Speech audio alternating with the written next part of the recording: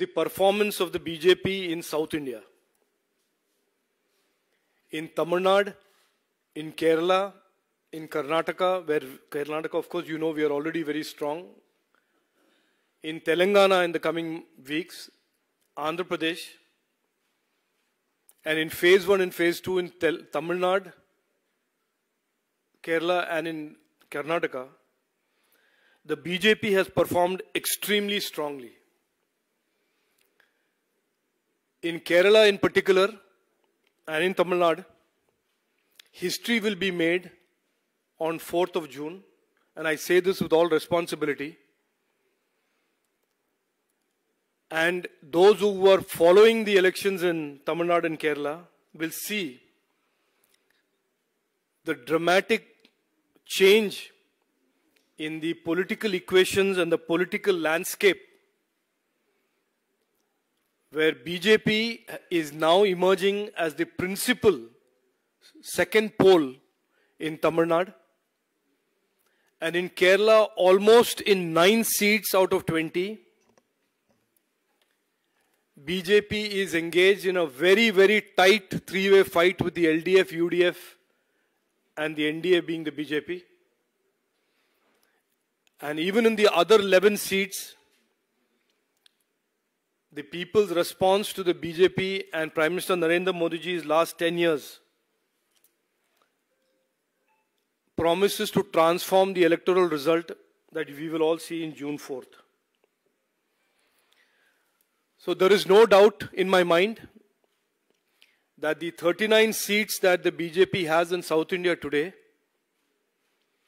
the numbers will be closer to 60 in June 4th, and this is a prediction I am boldly making, that will cover Tamil Nadu, Kerala, Andhra, Telangana and Karnataka and Puducherry.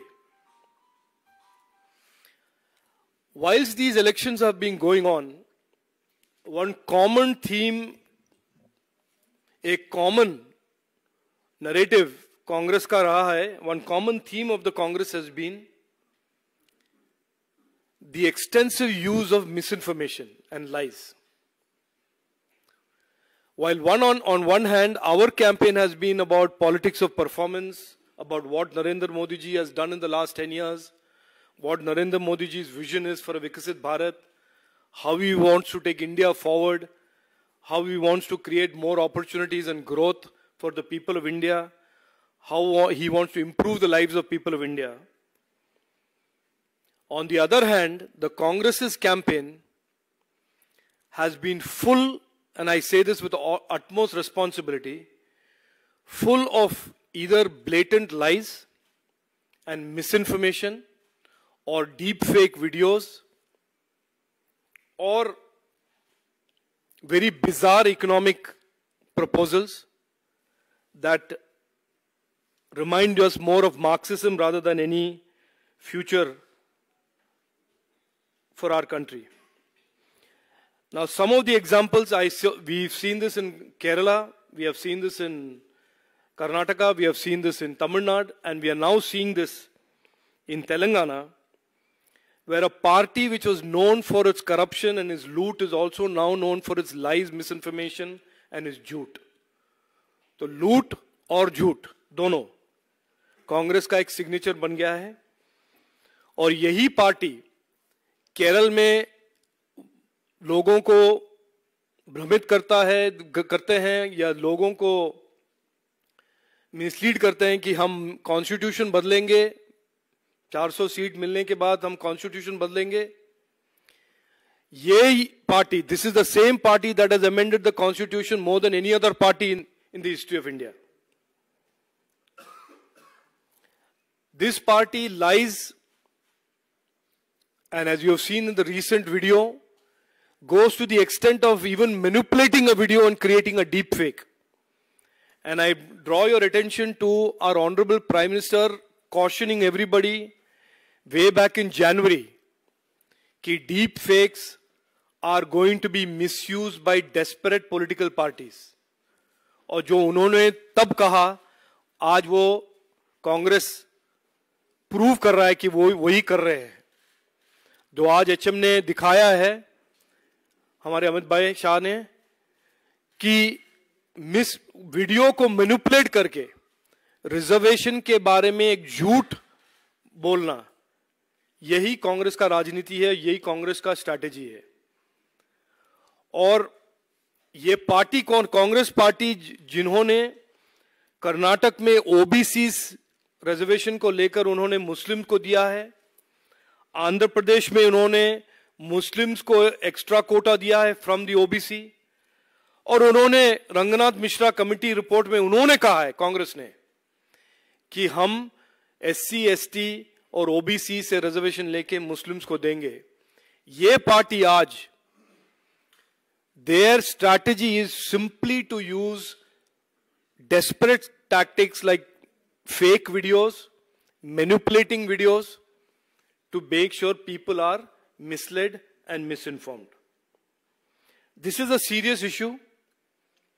On one hand, they want to propagate religion-based reservation, which is completely against the character of our constitution. और दूसरे side में वो झूठ और misinformation और deep fake की राजनीति करना चाहते हैं और लोगों को मिसलीड करना चाहते हैं। This is not a simple issue, this is not a issue that we must just brush aside. इसके काफी कॉन्सिक्वेंसेस हैं और क्रिमिनल केसेस भी फाइल किए गए हैं।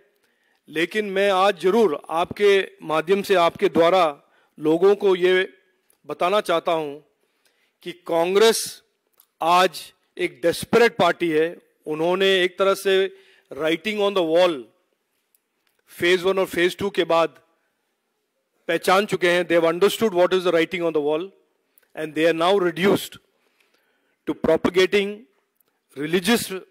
religion based reservation on one hand and creating this misinformation and politics of lies on the other hand. That is it. I will not say anything more. If there is any questions, I'm happy to answer them. Thank you. एक एक करके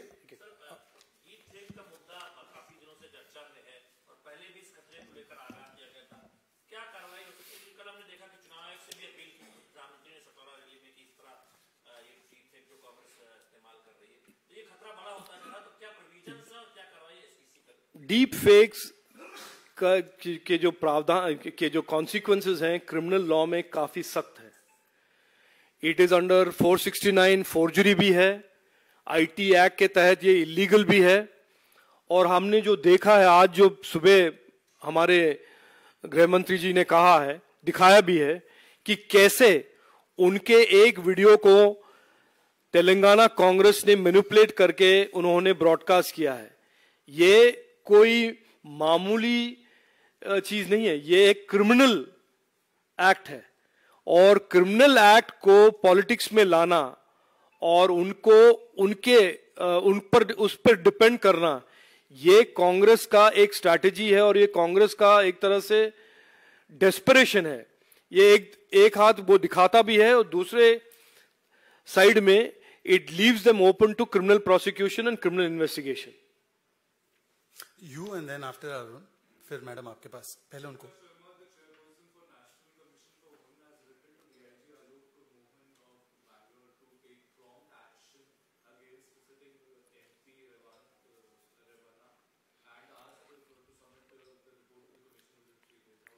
No, our party is very clear. We have zero tolerance towards any crimes against women. We are absolutely unequivocally clear about this issue.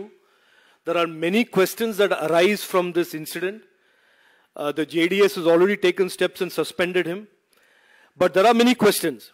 The questions are, for example, if the government of Karnataka had this evidence with them for so many days and months, why were they not doing anything and why were they not prosecuting this case? Why were they not protecting the women involved? These are legitimate questions that should be asked.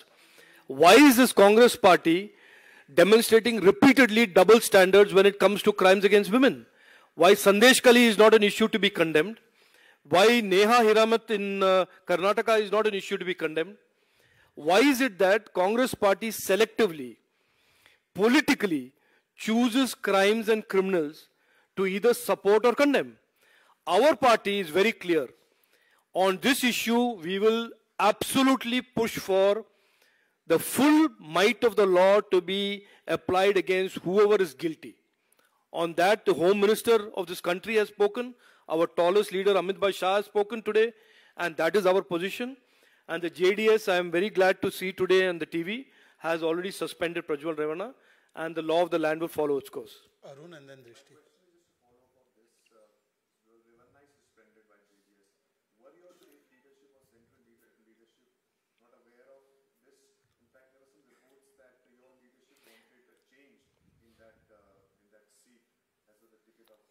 Look, first of all, you know that in an alliance, the candidates of an alliance party in an NDA alliance is determined by the alliance party. We don't do remote control selection of which is the candidate for an alliance party. However, I have seen some reports that some letters have been written, some letters have been written. What has been written? If there is an investigation, let the investigation go into it. During election season, many people write letters, many people make allegations. That is normal.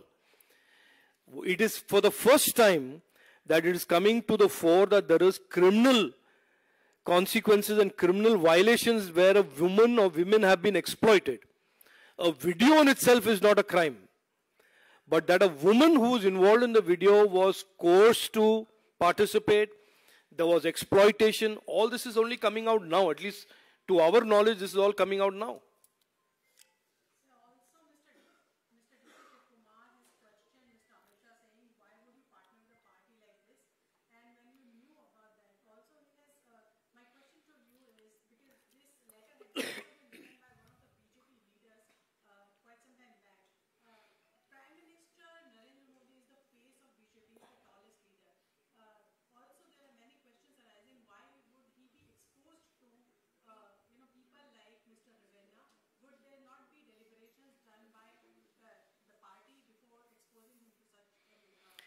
No, so look, there is a lot of what if now. I mean, the full facts of this have only become obvious in the last 24, 48 hours. There may have been many whisper campaigns that there are videos. Like I said to you, a video by itself is not a crime.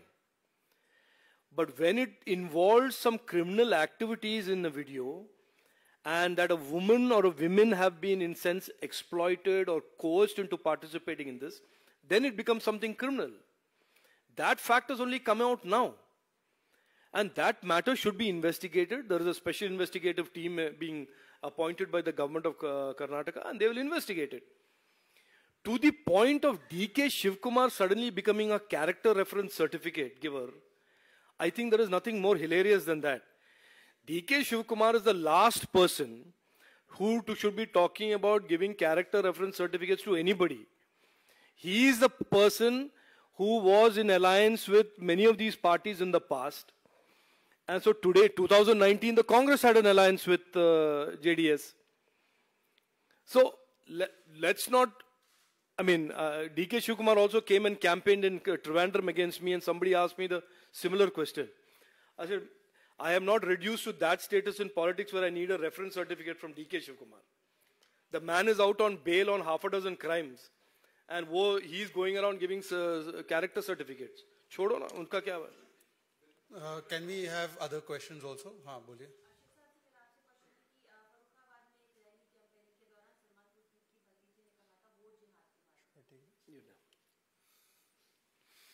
जिहादी बचाते बचाते अब vote जिहाद पे आ गए क्या? मुझे लगता है कि जिस प्रकार से कांग्रेस और समाजवादी और पूरा इंडिया अलायंस जिहादी बचाओ तो करता ही था, और किस प्रकार से उन्होंने 26/11 के जिहादियों को बचाने की, रामेश्वरम कैफे ब्लास्ट के जिहादियों को बचाने की, पीएफआई के जिहादियों को बचाने की, लगातार अफजल से लेकर याकूब जैसे सुप्रीम कोर्ट के द्वारा कन्विक्टेड जिहादियों को बचाने की पैरवी तो की है. अब चुनाव में भी जिहाद नजर आ रहा है. हमारी संस्कृति तो ये है, तो हम लोकतंत्र का पर्व मानते हैं, ये हमारी संस्कृति है, ये हमारे विचार है. पर कांग्रेस और समाजवादी पार्टी चुनाव को जिहाद मानती है. इसी संस्कृति से बहुत कुछ उल्लेख हो जाता है कि कौन किस प्रकार से चुनाव लड़ रहा है, कौन जनता के समर्थन से लड़ रहा है और कौन जिहादियों के समर्थन से, क्योंकि उन्होंने इसको वोट जिहाद कहा है. हम जनता के साथ है, वो जिहादियों के साथ है, ये उनके बयान से. परंतु इलेक्शन कमीशन को भी इसमें स्वतः संज्ञान लेना चाहिए कि क्या इस प्रकार से जिहादी मानसिकता के साथ जिहाद बनाकर चुनाव लड़ा जा रहा है। इसके विषय में तो इलेक्शन कमीशन स्वतः संज्ञान ले और कार्रवाई भी करे। एक मैं जरा ऐड करना चाहता हूं इसमें। आप जानते ही हैं कि केरल में एसडीपीआई यानी कि पीएफआई जो बैंड ऑर्गेनाइजेशन है, उनका पॉलिटिकल आर्म एसडीपीआई समर्थन दे रहा है कांग्रेस पार्टी को। तो यहां पे कौन वायलेंट एक्सट्रीमिस्ट एलिमेंट के साथ मिलकर राजनीति करते हैं और कौन नहीं करते हैं, ये स्पष्ट रूप से सभी जानते हैं। तो ये फैक्ट है कि एसडीपीआई ने केरल में इस चुनाव में कांग्रेस पार्टी को और कांग्रेस पार्टी के साथ समर्थन दिया है।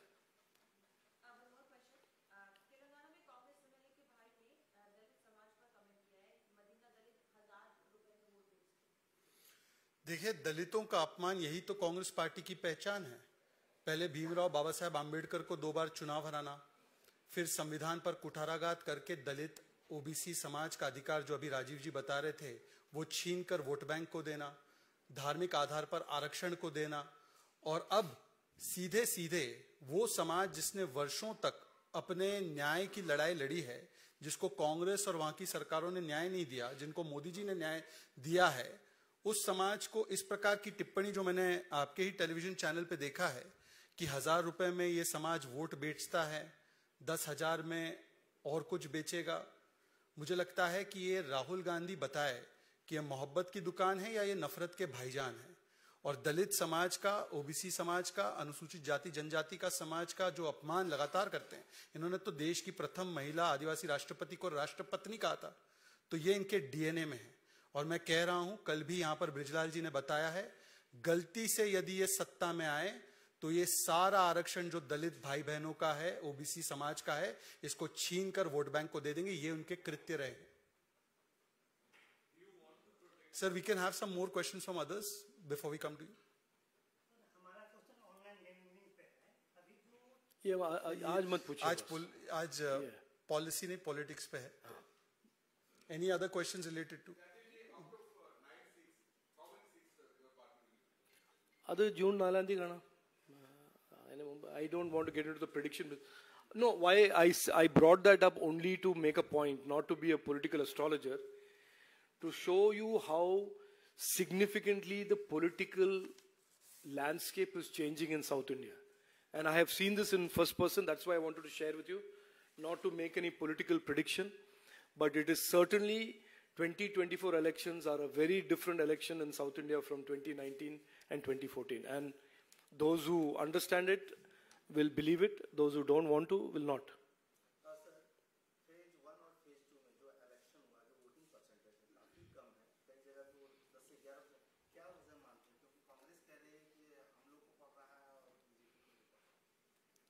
नहीं, वो तो कांग्रेस तो वही कहेगा, और क्या कहेगी वो। कांग्रेस का तो बस ऐसा है, इग्नोर करे तो ठीक है। नहीं, वोट परसेंटेज कम हुआ है केरल में। मैं केरल के बारे में कह सकता हूं और तमिलनाडु के बारे में कह सकता हूं। तमिलनाडु में थोड़ा हीट का इम्पैक्ट हुआ है, लेकिन हमारे हिसाब से जो हमने स्टडी किया, हमारे जो वोट हैं सभी आए हैं। जो 2019 में एक हवा कांग्रेस ने चलाया था कि कांग्रेस यूपीए आने वाला है, तो उनका जो बेस है काफी हद तक बाहर कंसोलिडेट करके आया था, तमिलनाडु में भी और केरल में भी। इस बार वो हुआ नहीं है, क्योंकि जो भी हो, केरल में हो, तमिलनाडु में, सब जानते हैं कि जून 4 को नरेंद्र मोदी जी तीसरी बार प्रधानमंत्री बनेंगे। तो वो जो 19 में उनका प्रोपेगेंडा चला था, इस बार वो चला नहीं है। और लोग जानते हैं कि ये भाजपा का सरकार आने वाला है। तो मेरे हिसाब से मैंने जो देखा है केरल में, जो सर्टेन कम्युनिटीज जो हैं, ट्रेडिशनली कांग्रेस को सपोर्ट वाले कम्युनिटीज, वो इस बार पूरी तरह से उनका टर्नआउट हुआ नहीं है। One last question because we have.